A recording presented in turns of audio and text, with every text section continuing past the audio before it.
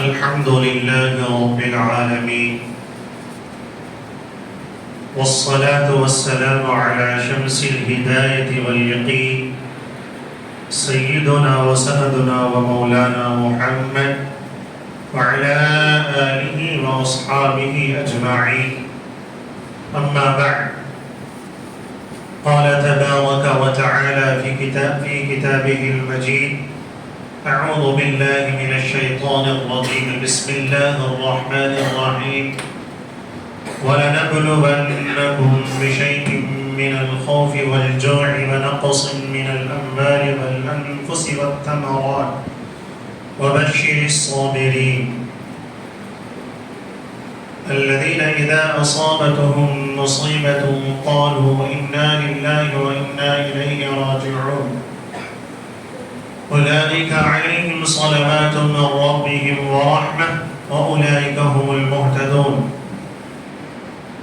صدق الله مولانا العظيم وصدق رسوله النبي الكريم، ونحن على ذلك لمن الشاهدين والشاكرين، والحمد لله رب العالمين. اللہ جل جلالہ وعظم نوالہ کے لیے تمام تعریفیں جو ہمارے خالق و مالک و بالنہار ہیں.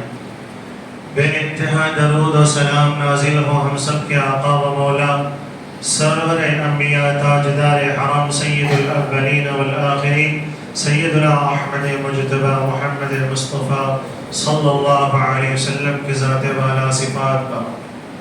معزز دینی بھائیوں، محترم بزرگوں، نوجوان ساتھیوں اور حاضرین اکرام، آج کے جمعہ میں کچھ ضروری باتیں جو میرے اور آپ کے لیے دینی اعتبار سے ضروری ہیں آپ کے خدمت میں رکھنے کا ارادہ ہے.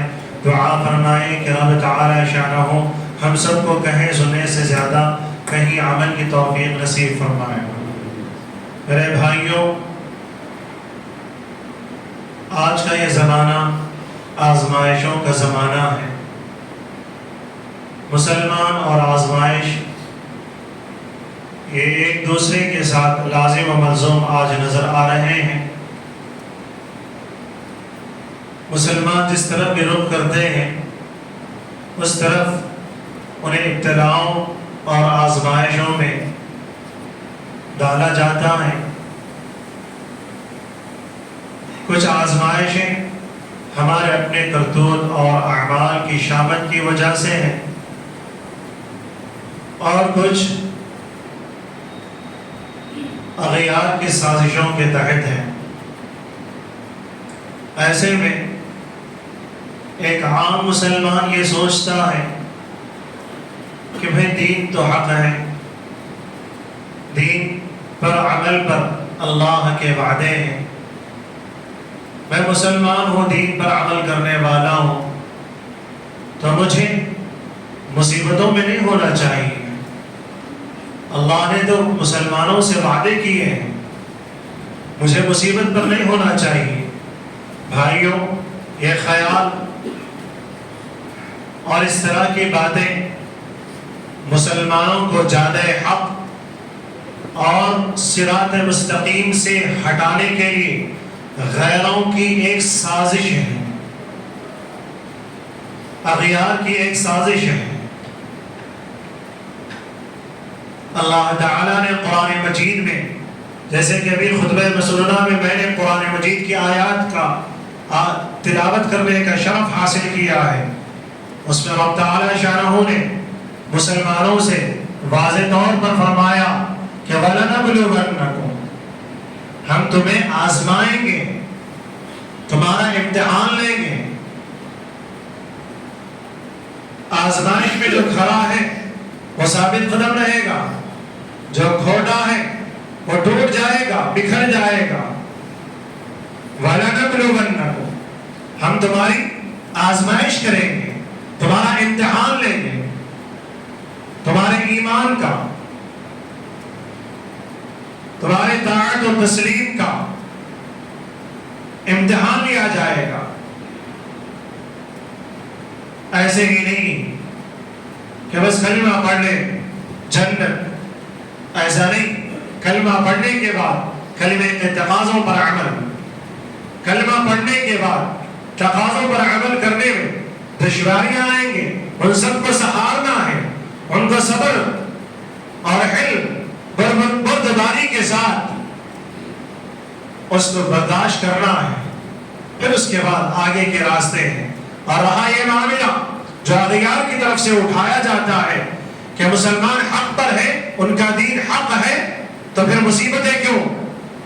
اس کا جواب یہ ہے کہ اللہ تعالیٰ نے جو وعدے فرمائے ہیں دنیا کے لیے نہیں، دنیا کے لیے نہیں، آخرت کے لیے وعدے ہیں کہ دنیا میں تمہیں آزمایا جائے گا، مصیبتوں کی پھٹی میں تمہیں بھونا جائے گا، تب جا کر کے آخرت میں تمہیں راحت، چین اور جنت کا قیام تمہارا مقدر بنے گی، اور جنت کی نعمتیں تمہارے لیے ہیں، دنیا کے لیے نہیں.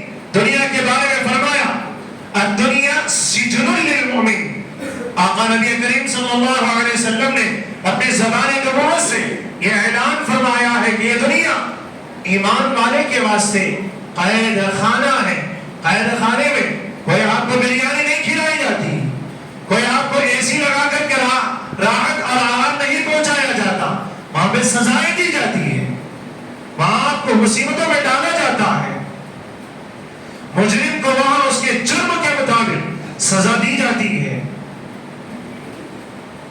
یہ دنیا ایمان والے کے واسطے راحت کی جگہ نہیں ہے، سکون کی جگہ نہیں ہے، قید خانے کی طرح ہے، جیل کی طرح ہے. یہ مسلمانوں کو آزمایا جائے گا، مسلمانوں کو آزمایا جائے گا. مسلمان جس طرح بھی رخ کر رہے ہیں آج کے دور میں، ناکامی ان کا مقدر، آزمائشیں ان کے استقبال کے لیے کھڑی ہے. تو ایسے میں میرے بھائیوں، مسلمان کو کرنا کیا ہے؟ کچھ چیزیں مسلمان کو کرنے کی ہیں. وہ یہ ہے کہ پہلے وہ کلمہ پڑھنے والے اپنے کلمے کا جائزہ لیں، اپنے ایمان، اپنے اسلام سے لے کر اپنے اعمال اور اپنے اخلاق و کیریکٹر و کردار کا جائزہ لیں. اگر اس میں کھڑے ہیں اللہ کا شکر ادا کریں، اگر نہیں ہے توبہ کا دروازہ ابھی بند نہیں ہوا ہے، توبہ کا دروازہ کھلا ہے، اللہ سے رجوع کریں، اللہ سے معافی چاہیں اور اپنی زندگی آگے گزارتا چلا جائے. مسلمان کے ساتھ آزمائشیں آتی ہیں. اللہ نے فرمایا آزمائشیں آئے گی، آزمائش وَلَنَبْلُوَنَّكُمْ، اللہ فرما رہے ہیں ہم تمہیں ضرور آزمائیں گے. من الخوف، آزمائش کبھی خوف اور دہشت کی شکل میں آتی ہے. دیکھیں آج کے زمانے میں مسلمان ایک خوف کے سائے میں زندگی گزار رہا ہے. کب کیا ہوگا کچھ پتہ نہیں، کب کون سا قانون آئے گا کوئی اس کا اتا پتہ نہیں ہے. والجوع، قرآن مجید میں آگے فرمایا گیا مسلمان کی آزمائش، مسلمان کو آزمانے کا جو ذریعہ ہے، اس میں اللہ نے یہ بھی فرمایا فاقوں کی نوبت، بھوک کے ذریعے سے بھی آزمایا جائے گا. آج آپ دنیا کے حالات کو دیکھ لیں، عالم اسلام اور مسلمانوں کے حالات کو دیکھ لیں. کئی مسلمانوں پر فاقوں کی نوبت ہے، کھانے کے لیے پریشان، پینے کے لیے صحیح پانی انہیں میسر نہیں ہے. مسلم ممالک جہاں پر یورپ اور امریکہ والوں نے مصیبتوں کے پہاڑ توڑ رکھے ہیں، ان کے گھروں کو اجاڑا، ان کے ملک کو تباہ کیا، خاندانوں کو بکھیر دیا، ان کے حالات کا جائزہ لیجیے، دیکھیے گا تو پتا چلے گا کہ وہ بڑے پریشان ہیں، بھوک سے پریشان ہیں، پیاس سے پریشان ہیں. اور اسی آزمائش میں یہ بھی داخل ہے کہ بھوک فاقے کی نوبت تو نہیں آتی، لیکن ان کی معاش کمزور کر دی جاتی ہے، ان کی معاش کو کمزور کر دیا جاتا ہے، ان پر ملازمتوں کے دروازے بند کر دیے جاتے ہیں. دور کریں خود ہمارے اپنے ملک کے حالات हालात का जायजा ले लीजिए आप। एक सोची समझी साजिश के तहत मुनज़्ज़म अंदाज में मुसलमानों को मुलाज़मतों से दूर किया जा रहा है, और मुसलमान इसमें खुद भी जिम्मेदार है। मुलाज़मत के हक दार जैसे बनना चाहिए, उसके बाद से जो मेयारात होनी चाहिए, मुसलमान अपनी गफलत, अपनी काहली, अपनी सुस्ती की वजह से खुद बिछड़ता चला जा रहा है। गफलत की बिना पर तालीम के मैदान से बिछड़ गया, तालीम के मामले में मुसलमान पीछे हो गया, जिसकी वजह से हुकूमती इदारों में मुसलमानों की जो तादाद मुसलमान की तादाद के एतबार से होना चाहिए था, उसमें कमी आती चलेगी। और गैरों ने बड़ी ही मुनज़्ज़म साजिश के तहत मुसलमानों को इन चीजों से दूर रखा है। जहां गैरों की साजिश इसमें कार फरमा है, कहीं उससे ज्यादा हम मुसलमानों की काहली, कोताही, गफलत उसमें कार फरमा है। तो इसलिए भाइयों, हमको चाहिए कि अपनी जिंदगियों में अपने सफरों से गफलतों को दूर करें, काहली को खत्म करें। बेदार, बाशऊर, बाखबर इंसान मुसलमान बनने की जरूरत है। आज अल्लाह ताला आजमाइश करते हैं, आजमाते हैं मुसलमानों को। और कुरान मजीद ने आगे फरमाया, वनक़्सिम मिनल अम्वाल, मुसलमानों की अमवाल को देखें, उनके मालों में कैसे कैसे कमी आ रही है, कैसे कैसे मुसलमान बिछड़ रहे हैं। जहां माल की कमी, माश की कमी में गैरों की साजिश है, वहां मुसलमानों का अपना किरदार भी गलत है कि मुसलमान अपना जो माल है उसके पास, उस माल की सही हिफाजत नहीं करता। आप देख लें, इसके वास्ते हम मुसलमानों की शादी ब्याह को देख लें, शादी ब्याह को देख लें।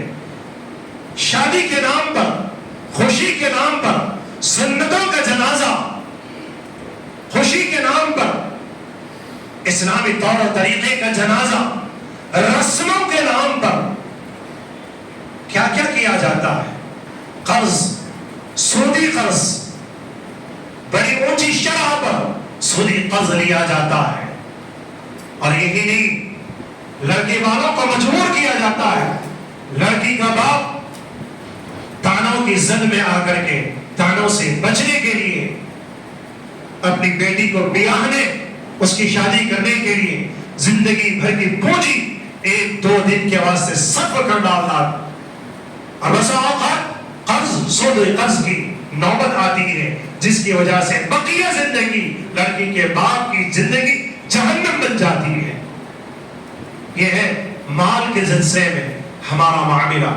जिन्हें अल्लाह ताला थोड़ा बहुत माल दिया या ज्यादा दिया है, वो शादी में खुशी के नाम पर बेदरेख खर्च करते हैं, नाम और नमूद के वास्ते, दिखलावे के वास्ते, दिखला के वास्ते, लोगों को बताने के लिए इतना खर्च करते हैं, इतना खर्च करते हैं। खास तौर से खाने के मामले में, जो खाना हम यूं ही बचाकर फेंक देते हैं, उसको इकट्ठा किया जाए तो उस एक खाने के, एक शादी के खाने में 3-4 गरीब लोगों की शादी आराम से हो जाती है। इतना ज्यादा खाना हम जाये कर रहे हैं। ये क्या है? माल ही तो है। खुशी के नाम पर गाजे, क्या बोलते, बाजे गाजे और दीगर चीजें, इसमें तो शैतान को खुश करने में हम अपना पैसा फजूल उड़ा रहे हैं, उड़ा रहे हैं। अल्लाह माल देकर के आजमा रहा है, माल देकर के आजमा रहा है, और हम आजमाइश में फेल होते चले जा रहे हैं। तो भाइयों, मुसलमान बहैसियत मुसलमान कभी अपने माल को हराम तरीके से हासिल नहीं करता, हराम तरीके से हासिल करता है, और अपने माल को हराम कामों में नहीं लगाता, शैतान को खुश करने वाले कामों में नहीं लगाता। ईमान और हराम काम एक जगह जमा नहीं होते। जमा हो रहे हैं तो समझना चाहिए कि हमारे ईमान में कमजोरी है, تبھی تو اللہ تعالی ہم کو آزما رہا ہے۔ اور دوسری چیز وَنَقْصٍ مِّنَ الْأَمْوَالِ وَالْأَنفُسِ، جان کا بھی خوف ہے۔ دیکھ لیجیے آپ، بہت سے ممالک ہیں جہاں پر لوگوں نے مسلمانوں کی زندگیوں کو تنگ کر رکھا ہے۔ خود ہمارے اپنے ملک میں کہیں ہجومی تشدد، کئی نوجوان ایسے ہوتے ہیں ہمیشہ ان پر یہ چیز منڈلا رہی ہوتی ہے کہ کب کس الزام میں گرفتار کیا جائے اور جیلوں اور سلاخوں کے پیچھے ڈال دیا جائے۔ یہ کیفیت ہے۔ اور اس کے بعد والثمرات، اللہ تعالیٰ ثمرات کے ذریعے میں مسلمانوں کی آزمائش کرتے ہیں۔ ثمرات یہ عربی ورڈ ہے، ثمراتن کی جمع ہے، جس کا ایک معنی ہے پھل۔ پھلوں کی کمی کے ذریعے سے بھی اللہ تعالیٰ آزماتے ہیں مسلمانوں کو۔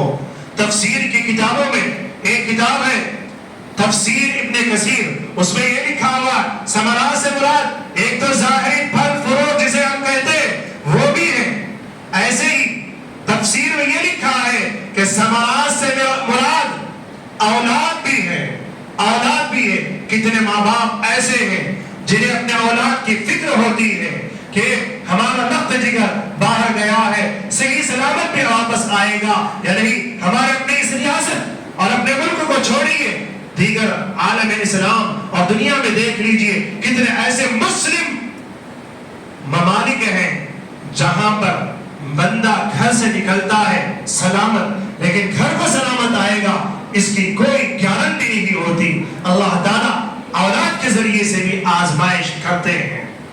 تو بھائیوں، یہاں یہی سوال آتا ہے کہ دین حق ہے، مسلمان دین حق کو اپنایا ہے تو یہ آزمائشیں کیوں؟